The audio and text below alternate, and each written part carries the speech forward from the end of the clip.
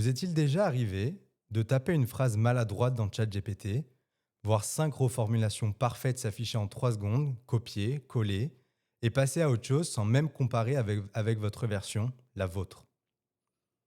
Mon invité aujourd'hui utilise l'IA. Et pourtant, ce qu'il craint, c'est qu'elle nous abrutisse. Bienvenue dans le podcast Un peu de tech, un peu de recul. Un peu de tech, un peu de recul, le podcast. Moi, c'est Gabriel, et aujourd'hui, je suis avec Ken, qui veut échanger sur l'article « Quand l'IA optimise notre créativité jusqu'à l'effacer ». Salut Ken, bienvenue. Salut Gabriel, merci de m'accueillir. Avec grand plaisir, je suis très heureux de t'avoir derrière le micro. Tu as même amené tes petites notes. Toujours être prêt. Toujours bien préparé, je suis vraiment ravi. Alors, avant qu'on rentre dans le vif du sujet, j'aimerais vraiment qu'on se situe un petit peu, savoir ce que tu fais dans la vie et l'IA, dans ton quotidien, ça ressemble à quoi concrètement ? C'est une très bonne question. Moi, j'utilise l'IA quand même régulièrement. Je travaille un petit peu dans cet écosystème-là. En fait, je travaille pour un gros programme international qui supporte des startups, principalement en technologie.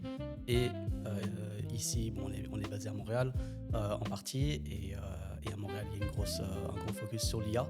Donc, une grosse partie de ces startups-là utilisent et incorporent l'IA dans leurs produits, leurs technologies. Donc c'est ce que tu utilises tous les jours. C'est quoi les outils à peu près que tu utilises? Ça va dépendre, mais ça peut être sur du Claude, Gemini, ChatGPT. Mais finalement, l'IA, elle est un petit peu dans tout ce qu'on utilise, même indirectement. Oui, bien sûr. Donc c'est quelque chose qui est présent aujourd'hui dans à peu près toutes les technologies qu'on utilise au quotidien. Ok, cool. Alors j'ai hâte que tu nous en dises un peu plus. Dans le formulaire que tu as rempli, tu m'as écrit que c'était un sujet capital. Capital, c'est pas un mot qu'on utilise pour n'importe quoi, ça veut dire que ça a vraiment de l'importance. Pourquoi ce sujet-là est capital et pas un autre sur la tech? Je pense qu'il y en a beaucoup qui sont capitaux en ce moment. Et l'un des éléments principaux, c'est je pense que l'IA est en train d'amener, c'est vraiment un vecteur de changement très très important dans notre quotidien. Et dans notre créativité aussi, du coup? Et dans notre créativité. On est créatif au quotidien, on est des êtres humains, on n'est pas on est des animaux intelligents, donc c'est ce qui nous différencie finalement aussi du reste du monde animal. Nous aider à être plus créatifs, c'est sûr que l'IA a un rôle important là-dedans, mais c'est aussi la manière dont on utilise l'IA qui va vraiment pouvoir changer notre manière d'évoluer et éventuellement notre perception aussi du futur. Ouais, c'est sûr. Alors Ken, dans le formulaire, d'ailleurs, j'en profite, chers auditeurs, si vous aussi, vous voulez participer au podcast, c'est aussi simple que ça. Vous remplissez le formulaire, vous choisissez un article et puis vous voilà à discuter avec moi, comme Ken. Je vous accueille avec un micro et mon mixeur. Ken disait que c'était un peu impressionnant au départ, mais au final, ça va, il a l'air très à l'aise. Donc je suis ravi. Je vous mets le lien du formulaire en description de l'épisode et puis évidemment, vous le recevez aussi dans chaque email du mardi et du vendredi.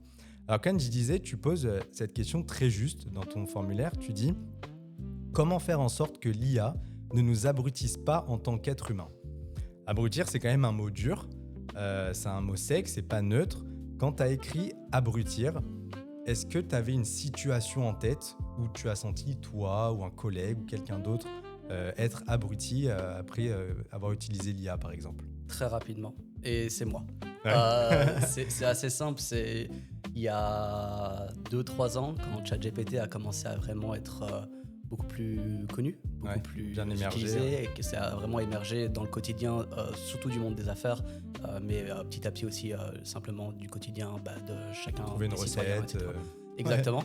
Je m'en suis rendu compte très rapidement que l'utilisation que je faisais de ChatGPT n'était pas nécessairement l'utilisation dans laquelle je m'épanouissais le plus. Ok, ça veut dire quoi? C'est-à-dire que la manière dont je le voyais, c'est simplement que ça me rendait, entre guillemets, moins amène à trouver mes propres solutions par moi-même. Ok, c'était une zone de confort, ultra confort en fait. C'est ça nous donne accès à de l'information d'une manière extrêmement rapide. Si on revient en arrière, par exemple, quand nous on était à peine nés, nos parents ils allaient dans des encyclopédies, dans des dictionnaires au quotidien pour trouver de l'information, dans des journaux éventuellement, des magazines. Puis petit à petit on a eu Google, on a eu Internet, on a eu accès de plus en plus facilement à cette information-là et au final on a appris à l'utiliser manière intelligente. Et aujourd'hui, je pense que ChatGPT ou les IA génératives, les LLM qu'on connaît, ont aussi ce rôle-là, le même rôle que Google a eu il y a peut-être 30 ans. Est-ce qu'en plus, en moins ou à peu près pareil? En plus rapide. Ouais. En plus rapide, l'adoption a duré 1 à 2 ans maximum pour que ça atteigne vraiment la population de manière généralisée. Google, c'est sûr que ça a été adopté très rapidement, mais pas aussi rapidement que ça. Ouais. Alors, tu as parlé aussi d'amplifier les compétences sans nous remplacer. Ouais. Alors, c'est vrai que c'est joli sur le papier, mais dans la vraie vie, comment tu fais la différence entre te dire, OK, là, l'IA m'amplifie, elle m'aide, je suis plus productif avec, et style là, elle commence vraiment à faire le boulot à ma place. Est-ce qu'il y a un signal qui te le dit? Est-ce qu'il y a quelque chose que tu vois? C'est la satisfaction que tu as dans le travail que tu as réalisé. Ok. Comment tu la juges, cette satisfaction? Imagine, tu dois écrire un article, ce que tu fais. Imagine, tu dois écrire un email pour le travail, pour la vie personnelle, La rédaction. quoi que ce soit. Tu dois produire des images, tu dois créer du contenu marketing, Mhm. tu dois déterminer des stratégies financières pour tes investissements. Ouais. C'est très très large. À quel moment est-ce que tu vas décider d'utiliser les IA qui sont disponibles? Et c'est à cette question-là, je pense qu'il faut pouvoir répondre pour soi. Il faut être confortable avec sa propre réponse. Je pense que chacun a, tu sais, c'est une sorte de spectre au final. Ouais. Donc chacun doit être vraiment confortable Je avec veux ça. dire, à quel moment utiliser l'IA versus à quel moment je commence réellement, moi, à poser mes idées et à créer par moi-même. Exactement. Par exemple, moi, je mets un frein dans l'utilisation de ces IA-là, dans le sens où j'ai pas envie que la première étape dans mon processus créatif soit aller sur ChatGPT, Claude ou quoi que ce soit, Mhm. et de commencer mon travail par là. Ok. Je veux garder ce processus créatif-là pour pouvoir justement améliorer mon travail, valider mon travail, confirmer mes suppositions grâce à la puissance des outils qui sont mis à ma disposition. Ok. Donc c'est vraiment, c'est un outil en fait pour toi. C'est plus du tout une manière de travailler, mais ça reste vraiment un outil. Ça comme, fait partie d'une manière de travailler. Ouais. C'est un outil qui va augmenter mes capacités en tant qu'être humain, mes capacités cognitives, Ouais. professionnelles, personnelles. Mais il ne faut alors- pas que ça me remplace. J'ai pas envie d'être un robot. Ouais. Je veux être calme. Ouais. Tu veux rester toi-même. Est-ce qu'il y a eu un moment donné où tu as eu justement ce déclic-là et tu t'es dit, par exemple, tu as ressenti en fait le fait que tu utilises l'IA et tu lis le lendemain un email que tu as envoyé, par exemple, ou un texte ou quoi, tu dis non mais attends, c'est n'importe quoi, c'est pas du tout moi.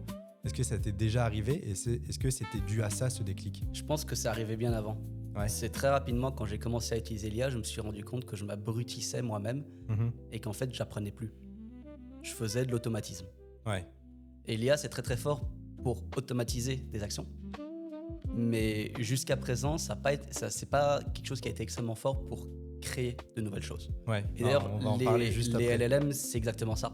Ouais. C'est prendre des choses qui existent déjà pour les répéter Absolument. un nombre infini de fois pour essayer de créer quelque chose de nouveau à partir de ça.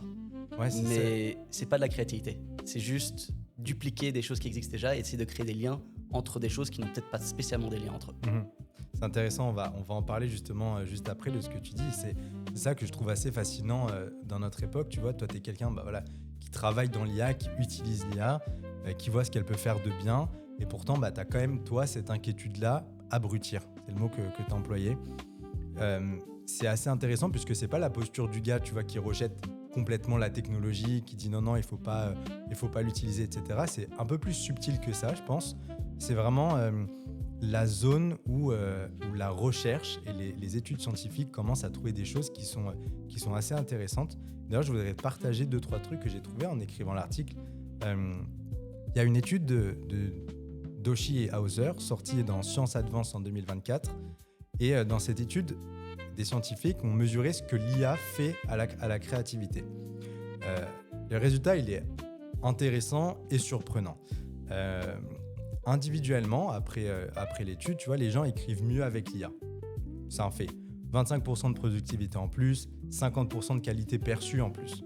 Donc, en gros, t'écris seul avec ChatGPT à côté, bon, t'es meilleur. Ok. Sauf que, quand tu prends toutes les productions ensemble, c'est ce que tu disais justement, et que tu les compares, eh ben, elles se ressemblent toutes. Et l'ensemble devient vraiment homogène, tu vois. Donc, on est tous individuellement meilleurs, mais ensemble, eh ben, on produit la même chose. On s'appauvrit beaucoup. Et je pense qu'on commence à le voir partout maintenant, et encore plus avec les nouveaux outils pour la création de sites web, etc. D'ailleurs, il y a un mot pour ça s'appelle l'AI slop. Je ne sais pas si tu avais entendu cette expression. Première fois. En gros, c'est un peu l'idée de dire, tu vas sur LinkedIn et tu vas passer genre 10 posts d'affilée qui sont exactement les mêmes, tu vois. Tu as les mêmes rythmes, tu as les mêmes tirés. Ça, on connaît en tant que francophone. Moi, je sais que les anglophones les mêmes emojis aussi. Les mêmes emojis, les grands tirés comme ça que personne n'utilise dans la langue française. Aux US, ils l'utilisent un petit peu plus, mais en France, on ne l'a vu nulle part. Il est arrivé un peu du jour au lendemain. Et je ne sais pas si tu as remarqué, mais tous les sites web qui sont faits avec Claude, en tout cas, ça va arriver beaucoup plus, parce que là, on est quasiment à 2-3 jours après la sortie de Claude Design. Tout commence à avoir le même look, tu vois, les mêmes dégradés, la même typo, les mêmes couleurs. Et c'est marquant à notre époque parce qu'on est capable de le voir, vraiment le voir, tu vois. C'est plus de la lecture, mais c'est vraiment visuel. Toi qui utilises donc l'IA dans ton quotidien, est-ce que tu ressens cette homogénéisation ? J'étais sûr que j'allais galérer à dire ce mot. Il n'est pas facile. Il n'est pas facile du tout. Mais est-ce que tu as l'impression que quand tu produis un truc avec l'IA, bah, ça finit par ressembler à ce que tout le monde pourrait produire ? Je pense que oui, j'ai l'impression, mais c'est quelque chose qui probablement peut être corrigé de manière assez facile. C'est des petits ajustements qui doivent être faits à l'algorithme qui est derrière toutes ces IA-là. Ok, tu fais comment toi ? Écoute, tout passe par des prompts. Pour nous, de notre côté de l'équation, c'est sûr qu'on tout peut passe pas par faire des prompts. grand-chose, Puis la seule manière d'améliorer ce qu'on appelle l'output de l'IA, donc le résultat, la valeur que tu vas recevoir derrière en demandant l'information et le résultat au LLM. Exactement, au LLM. La seule manière d'avoir quelque chose d'intéressant, c'est par un prompt qui est réfléchi, qui est complet, qui est structuré et également faire de l'itération. Ouais. L'itération, ça veut dire recevoir un premier résultat, puis demander des correctifs. Ouais. Puis continuer à faire ça maintes et Parfois maintes même fois. donner des exemples à l'IA. Donner des exemples à de ce l'IA. qu'on veut pas. Exactement, on peut tout à fait, par exemple, une chose qui est vachement simple à faire aujourd'hui avec Claude, par exemple, Claude Code, c'est de donner l'URL d'un site internet et de dire copie-moi à 100% ce site internet. Ouais. Et il va être capable de te copier, évidemment pas toutes les bases de données qui sont derrière, mais tout ce qu'on appelle le front. Voilà, il va être capable de te le copier en quelques minutes. Ouais, c'est assez dingue. Et bon, d'ailleurs, ça crée des ouvertures à la fraude et des choses comme ça. Donc, il y a c'est sûrement d'autres articles que tu vas pouvoir écrire là-dessus. Mais c'est impressionnant la facilité à laquelle, en fait, aujourd'hui, on peut copier les choses. Après, si on veut se standardiser, il n'y a pas de souci. Et finalement, l'humain est plus confortable. Dans une approche qui est commerciale, c'est beaucoup plus facile de se standardiser. En tout cas dans un premier temps, que de trouver quelque chose de complètement nouveau. Ouais. Et à cause de l'IA. À cause de l'IA. Uniquement d'ailleurs, parce que sinon, mis à part cette barrière-là, en fait, l'IA qui était censée justement nous ouvrir les barrières, nous en met presque une au niveau créatif. Elle nous en met une, elle en ouvre d'autres. Ouais. Et en fait, tout dépend de la manière dont on utilise en fait l'IA. J'avais aussi cet exemple, par exemple, des apps de rencontre. Ouais. La première app moderne qu'on connaît, ça va être Tinder. Toutes les apps qui ont été derrière ont copié le même principe que Tinder, c'est-à-dire le même système. C'est-à-dire deux côtés, le côté A, le côté B, homme, femme, etc. Et ensuite, un système de je valide ou je veux rencontrer la personne ou je veux pas rencontrer la personne. Mhm. Et après, chacune ont trouvé des petits éléments différenciateurs. Ouais. Mais au final, ce qui a conforté les utilisateurs de toutes les autres apps de rencontre, c'est le fait qu'ils connaissaient déjà le système. Ouais, bien sûr. Et donc, c'était beaucoup plus facile que de recréer un nouveau système complet Absolument. derrière. Absolument, ouais. Et donc, il y a aussi de la valeur à pouvoir copier et à pouvoir se baser sur des structures qui sont quand même assez impersonnelles. Ouais. Parce qu'au final, c'est ce qui nous conforte dans nos décisions en tant qu'être humain. Tout à fait.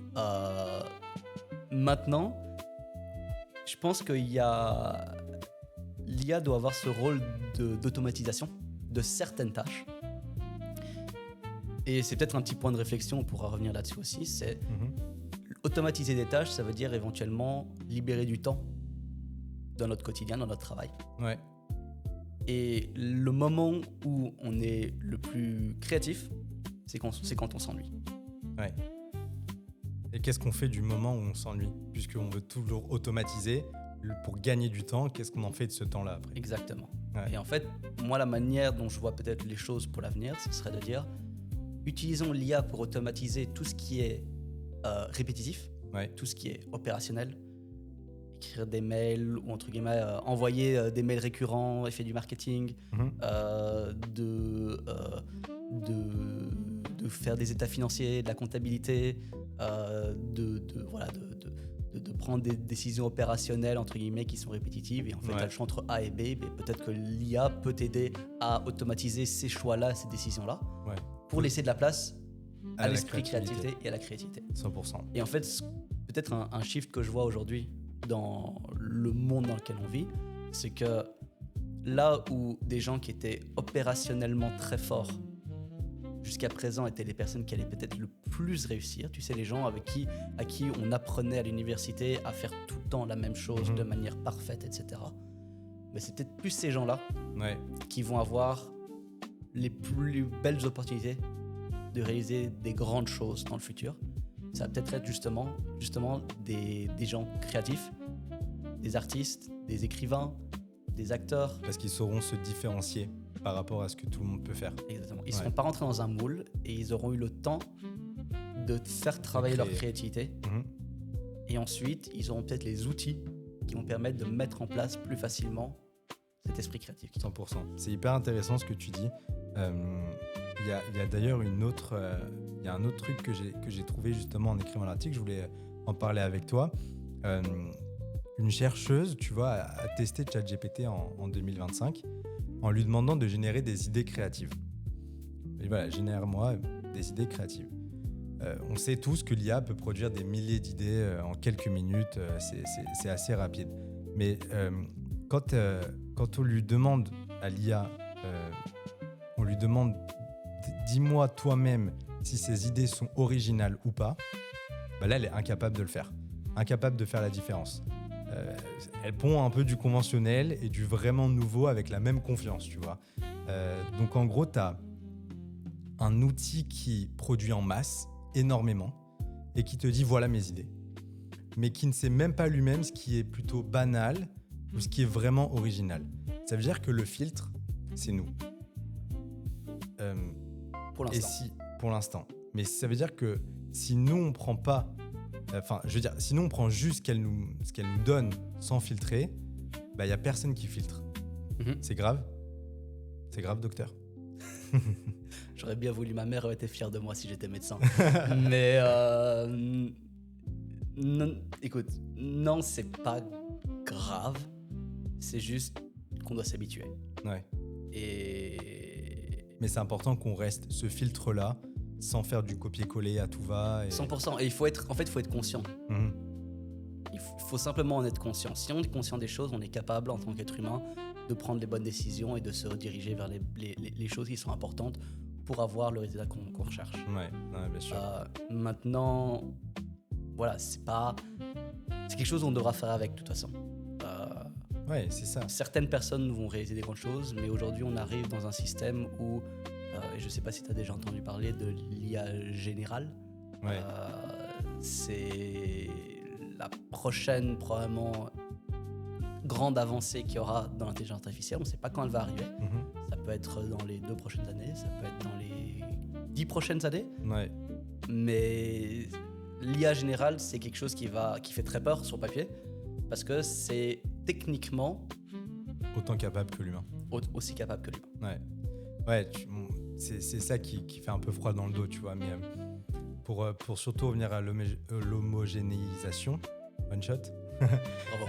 c'est vrai que, tu vois, on parle souvent de l'IA qui menace nos jobs, qui menace un peu tout, qui crée des deepfakes, des fake news, des grosses peurs visibles.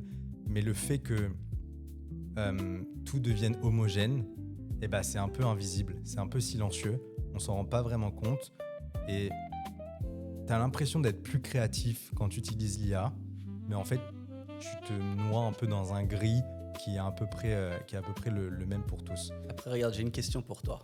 Si on parle d'architecture, aujourd'hui, l'architecture moderne se ressemble partout dans le monde. Une tour à Dubaï est similaire à une tour à Montréal, est similaire à une tour à Londres. Pourtant, historiquement, c'est quand même des endroits qui sont tellement différents. Ouais. Et donc, pourquoi ? Mais je pense que pour le coup, là, sur cet exemple précis, il y a d'autres facteurs qui rentrent en jeu. Tu as l'économie. Et donc, tu vois, je pense que ça coûterait beaucoup plus cher de faire des tours.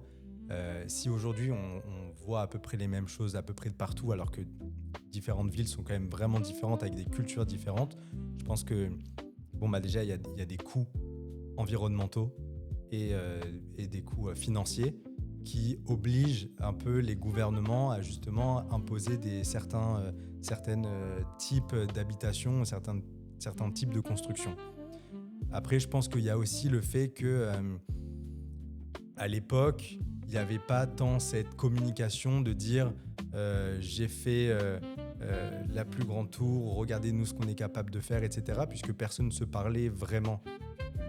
Aujourd'hui, il y a l'envie de vouloir montrer à chacun ce qu'on est capable de faire en plus, tu vois. 100%. Et ça, c'est dans le monde, entre guillemets, si on parle de capitalisme, etc., de manière générale. Maintenant, si on regarde la cuisine chez toi, elle est probablement très similaire à la cuisine que j'ai chez moi. Ouais.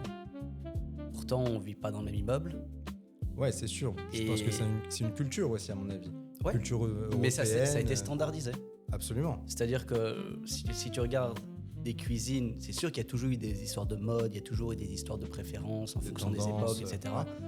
Mais au final, un appartement aujourd'hui construit dans un endroit du monde est très similaire finalement à un appartement construit dans un autre endroit du monde. Ah ouais, alors oui, ça nous conforte.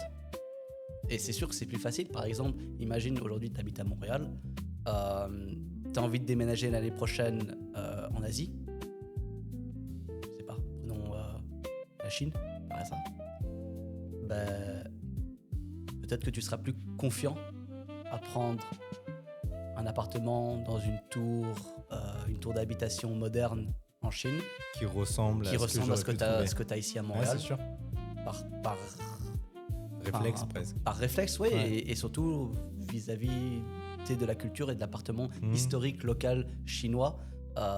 C'était quelque chose dans lequel tu seras moins confortable parce que tu l'auras pas vu avant. Ouais, c'est sûr. Donc, de nouveau, le monde dans lequel on vit se standardise, quoi qu'il arrive. Et ça ira pas mieux. Ça ira pas mieux. Maintenant, c'est comment est-ce qu'on peut trouver des effets de créativité autour de ça pour toujours garder une certaine standardisation, mais de savoir comment utiliser cette standardisation de manière plus intéressante. Alors, dans l'article, j'utilise une métaphore sportive que je fais dans tous les articles, puisque ça réunit un peu mes deux passions, la tech et le sport. J'aurais dû prendre le ski pour cet article-là. Je sais que Ken est un grand fan de ski. Et toi aussi. Et moi aussi. Mais pour le coup, ici, c'est l'escalade. L'idée, en fait, c'est qu'en escalade, tu as un peu deux façons de monter qui s'opposent. Tu as la voie classique, où sur un mur d'escalade, tu as un baudrier, tu as une corde, c'est sécurisé. Si tu tombes, tu fais 1 mètre ou 2, puis ensuite tu peux repartir. Et de l'autre côté, tu as l'escalade en libre intégral. sur une roche, il y en a même qui grimpent sur des tours, où tu n'as pas de corde, tu n'as rien, tu n'as aucune sécurité.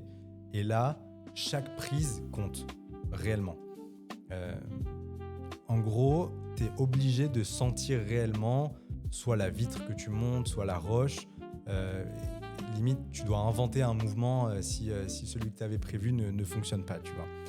L'idée, c'est que l'IA générative, c'est un peu la voie avec justement la corde et le baudrier. Ça enlève la peur de tomber et ça t'enlève aussi l'obligation, pour reprendre les mots de l'escalade, de sentir la roche. Tu progresses vite, mais tu passes à côté de tout ce que l'escalade pure aurait pu t'apprendre. Est-ce que cette métaphore sportive, elle te parle, ou est-ce que tu l'aurais mise en parallèle avec un autre sport peut-être ? Je trouve que c'est super intéressant comme métaphore. Et ce que j'ajouterais peut-être à ça, c'est combien de personnes, c'est quoi la proportion de grimpeurs, de personnes qui pratiquent l'escalade, qui font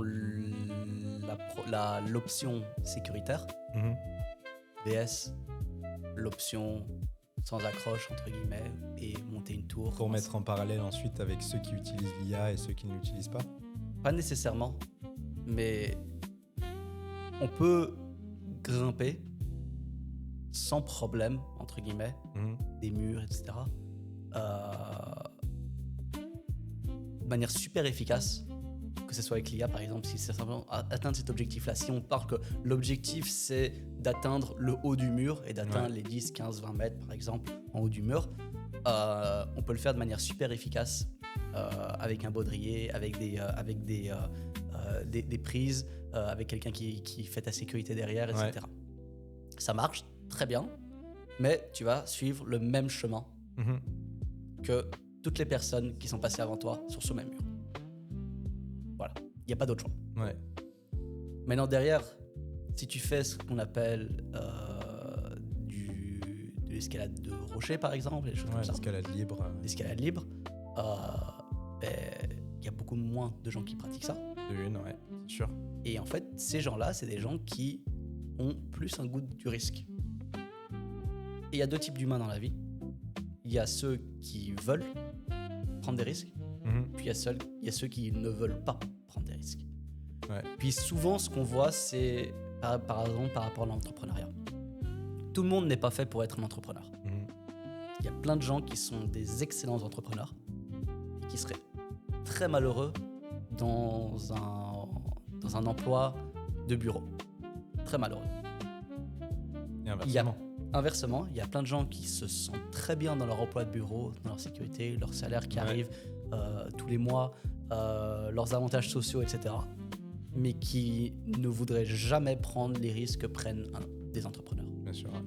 Et voilà, moi je travaille un petit peu dans cet écosystème, donc je connais quand même très bien les deux mondes. Mais c'est sûr qu'aujourd'hui, si on a envie de réaliser des grandes choses, il faut prendre des risques. 100%. Et à cause de l'IA, entre guillemets. Pas nécessairement, de manière générale. De manière générale, oui, mais le fait que du coup, on ait l'IA aujourd'hui qui nous pousse dans notre zone de confort, tu vois, en se disant ce qu'elle va me pondre, ça va être correct parce que ça va être bien ficelé, ça va être bien, etc. Le fait que tu veuilles prendre un risque te permet de te mettre en confrontation un petit peu presque avec toi-même. Oui, mais aussi on peut remettre en cause le résultat que l'IA nous donne. Ah, 100%. Et c'est peut-être quelque chose qu'on ne fait pas assez. Ouais, non, ça c'est sûr. C'est qu'on prend le résultat comme un résultat pour acquis. Et par exemple, n'importe quel développeur aujourd'hui te dira oui, j'utilise Claude Code pour réaliser mes sites, mes projets, mes logiciels, etc. Mais je passe toujours derrière. Ouais, non, c'est sûr. Parce que pour l'instant, c'est pas parfait. Ouais. Et voilà, ça s'améliore très très rapidement et c'est impressionnant en fait. Ce qu'on dit aujourd'hui sera peut-être pas valable dans quelques semaines. Ouais, non, bien sûr. Mais voilà, aujourd'hui, il faut quand même être conscient du monde dans lequel on vit. Il faut pouvoir remettre en cause, entre guillemets, et remettre en question tout ce que l'IA produit parce que c'est quelque chose qui est extrêmement puissant mais qui n'a pas toujours raison. 100%.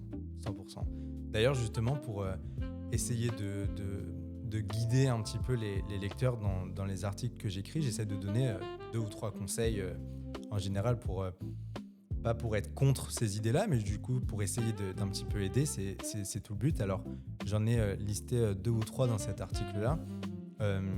On pourrait en parler d'un seul, puisque c'est celui qui, je pense, pourrait le plus aider. C'est de retourner un peu la façon dont on utilise l'IA. Au lieu de demander, ce qu'à mon avis, je ne prends pas trop de risques en disant que 90% des gens font ça, dire génère-moi des idées.